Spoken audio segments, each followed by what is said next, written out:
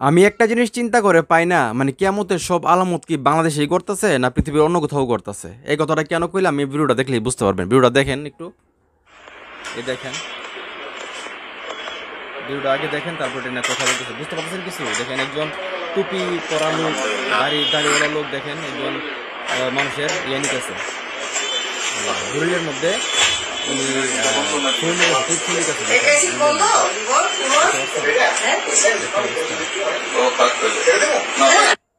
মানে ব্যাপারটা হইলো যে একজন বাবা দুনিয়া ছেড়ে চলে গেছে, কিন্তু উনি যাওয়ার আগে তো আসলে জানতেন না যে উনি চলে যাবেন, যার কারণে উনি হয়তো ওনার সন্তানদেরকে সম্পত্তির যে ভাগ বাটোয়ারা আছে সেগুলো হয়তো লিখিতভাবে দেওয়া যেতে পারে না। এই জন্য এই লোক দুনিয়া ছেড়ে চলে যাওয়ার পর লোকের অফিসে ওই ব্যক্তিকে বসেছে চেয়ারের মধ্যে, ফ্যান চার্জে ছাইরা কত আদর যত্ন করে দেখেন দলিলের মধ্যে টিপ সই লইতাছে।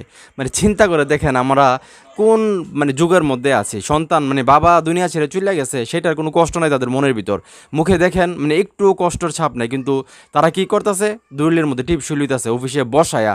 মানে ওনার চিকিৎসা দরকার নাকি উনি আসলে বেঁচে আছে না মারা গেছে সেটা কি কনফার্ম হয়েছে না হয়েছে একমাত্র তারাই বলতে পারবে। এই জন্য আমি বলতেছি যে আসলে কি আমাদের সব আলামত কি আমাদের বাংলাদেশে প্রকাশ পাইতেছে না পৃথিবীর অন্য কোথাও প্রকাশ পাইতেছে, সেইটা আসলে আপনাদের কাছেই আমি ছেড়ে দিলাম বিবেকের উপরে। আপনারা কমেন্ট করে জানেন। আর ভিডিওটা আসলে আমি কি বলবো, আর আমার ভাষা নাই।